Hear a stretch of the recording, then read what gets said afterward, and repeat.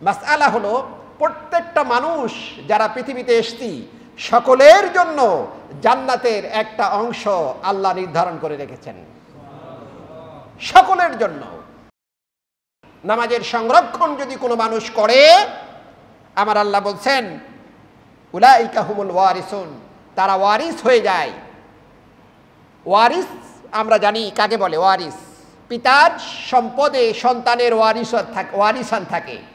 এটি কাউকে কেউ দিয়ে দিলে এমনটি নয়, কেউ কারো কাছে অনুদান চাচ্ছে এমনটি নয়, কেউ কারো কাছে ভিক্ষা চাচ্ছে এমনটি নয়, বরং ওয়ারিস বলা হয় যে তার অধিকার সেখানে আছে। সুবহানাল্লাহ। আল্লাহ বললেন নামাজ যদি কেউ আদায় করে, উলাইকা হুমুল ওয়ারিসুন, এরাই হলো ওয়ারিস। আল্লাযীনা ইয়ারিসুনাল ফিরদাউস, এরা জান্নাতুল ফিরদাউসের ওয়ারিস, জান্নাতুল ফিরদাউসের উত্তরাধিকারী। জান্নাতুল ফিরদাউস যত বড়, এই মানুষগুলির সেখানে তাদের একটা করে অংশ তাদের জন্য রয়েছে। যেরকম সুবহানাল্লাহ। আমি মাঝে মধ্যে বলি,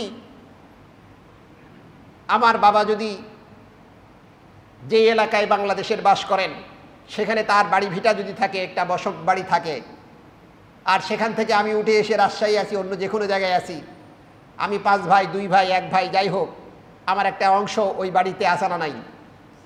আছে। আমার বাবা নাই, ওখান থেকে চলে গেছে, অংশ আমার আসা না নাই? আছে। এই জন্য ফুকাহাবিদ বলেছেন, আমি শুধু না, মাসআলা হলো প্রত্যেকটা মানুষ যারা পৃথিবীতে এসেছি সকলের জন্য জান্নাতের একটা অংশ আল্লাহ নির্ধারণ করে রেখেছেন, সকলের জন্য। সে দুনিয়াতে এসে হয়তো কুফরি করে, দুনিয়াতে এসে মুশরিক হয়ে যায়, দুনিয়াতে এসে মুনাফিক হয়ে যায়, দুনিয়াতে এসে জাহান্নামের অধিকারী হয়ে যায়, তখন এই ব্যক্তিটির ওই যে পিতার আসল বাড়ি কোথায়, বাবার আসল বাড়ি কোথায়, তা আমার বাবার বাড়ি আসল বাড়ি যদি জান্নাতে হয়, আমি জান্নাতের একটা অংশ পাবো না? আপনারা কি মনে করেন? এটাই তো যৌক্তিকতা। সুতরাং প্রত্যেকটা মানুষের একটা অংশ জান্নাতে রয়েছে, প্রত্যেকটা মানুষের অংশ জান্নাতে রয়েছে। এরপরে ওয়া আবাহু ইউহাউইদান ওয়া ইউনাজ্জিসান ওয়া ইউমাজ্জিসান, হাদিস।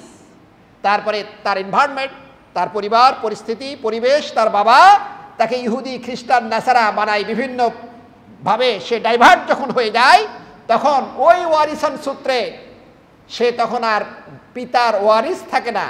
একজন সন্তানকে যখন তার পিতা ত্যায্য করে, বাংলাদেশের আইনে সে আর ওই পিতার সম্পদের অধিকারী থাকে নাকি? থাকে না। বেশ ক্লিয়ার কথা। আপনারা প্রশ্ন করবেন তাই উত্তর দিয়ে দিলাম, যে যারা কাফির মুশরিক হয়ে যায়, যারা অন্য ধর্মে ডাইভার্ট হয়ে যায়, নামাজ পড়ে না, ইবাদত করে না, ঠিক ত্যায্য পুত্রের মতো ওই সন্তানের মতো সে যেমন তার সম্পদ থেকে বরখাস্ত হয়ে যায়, একজন মানুষ এসে ইসলাম থেকে, কোরআন থেকে, হাদিস থেকে, ইসলামের সিস্টেম থেকে, এই জীবন ব্যবস্থা থেকে যদি কেউ বেরিয়ে যায়, তার মানে বুঝতে হবে তার ওয়ারিসান থেকে সে বের হয়ে গেল।